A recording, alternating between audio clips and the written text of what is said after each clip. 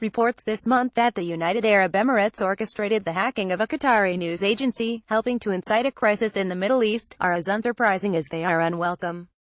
For years, countries, in particular Russia, have used cyberattacks and the dissemination of disinformation through social media and news outlets to provoke protests, sway elections and undermine trust in institutions. It was only a matter of time before smaller states tried their hand at these tactics. With few accepted rules of behavior in cyberspace, countries as big as China or as small as Bahrain can be expected to use these kinds of attacks. And they may eventually spill over into real-world military conflicts. The hacking attacks in the Gulf seemed to follow a typical pattern of going after the media and the email accounts of prominent individuals.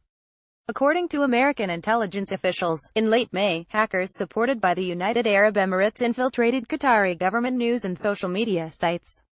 The attackers planted quotations falsely attributed to Sheikh Tamim bin Hamad Al Thani, Qatar's leader, praising Iran, Hamas and Israel. President Xi Jinping of China, right, with President Rodrigo Duterte of the Philippines at a meeting in May in Beijing. Pool photo by Etienne Olivo. It's unclear if the Emirates undertook the hacking or hired freelancers to do the dirty work. Emirati officials have denied playing any role. But either way, the objective was achieved. The Emirati government, along with Saudi Arabia, Bahrain and Egypt, used the planted quotations as a pretext to ban Qatari news outlets and to break off diplomatic and trade relations with Qatar. The countries presented Qatar with a list of 13 demands for resolving the crisis, including cutting ties with Iran, closing a Turkish military base in Qatar and closing the Qatari-financed network Al Jazeera. Qatari officials called the demands an infringement on their country's sovereignty. Tensions continue as American and Turkish officials try to mediate a resolution. The hacking and disinformation attack on Qatar is not unprecedented. In August 2012, for example, the Indian government accused Pakistani hackers of trying to provoke communal violence. One part of the cyber assault involved posting pictures on websites of corpses described as people killed by Muslims in India's northeast. In fact, they were manipulated photos of casualties from an earthquake in Tibet.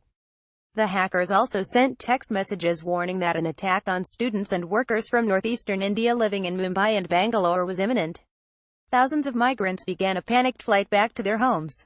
More recently, in June, hackers believed to be tied to the Vietnamese government stole and released transcripts of the talks between President Rodrigo Duterte of the Philippines and President Trump, and between Mr. Duterte and President Xi Jinping of China. The timing of the leak suggests that Vietnam, which along with several other Southeast Asian countries is involved in disputes with Beijing in the South China Sea, hoped to pressure Mr. Duterte and sabotage the Philippines' relations with China. There is little to stop other countries from trying similar influence operations. These tactics are cheap, and they are easily deniable. None of the victims, including the United States and its European allies, have come up with a way to impose significant consequences on the attackers. For example, the Obama administration expelled Russian diplomats, seized diplomatic compounds and imposed sanctions in retaliation for the Russian hacking of the Democratic National Committee in 2016. Still, American officials say they expect to see Russian hackers return for the 2018 elections. In addition, efforts to define international rules of cyber conflict lag far behind the use of attacks. In two previous meetings, a group of government experts convened by the United Nations decided that the United Nations Charter applies in cyberspace and that cyberattacks on critical infrastructure and computer emergency response teams should be off-limits during peacetime. But the most recent round of negotiations on the topic ended with participants unable to agree whether international law applied to cyberspace. It's only a matter of time before a state's response to a cyberattack escalates into full-blown military conflict. Cyberattacks that embarrass or threaten the legitimacy of weak leaders, for example, could cause them to overreact, or worse, to unleash a war to create a diversion. Big and small countries alike should want to make sure that hacking attacks do not lead to war. But there is little hope that competing states will ever be able to agree on how to define, much less limit, information operations. For now, the onus is on individual states to identify vulnerable targets, better defend them, and, if and when an attack succeeds, counter the spread of lies and disinformation.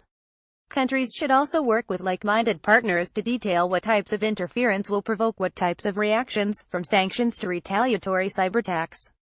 As the latest crisis in the Gulf shows, small states are learning from the big ones how to exploit cyberattacks to create political disruption.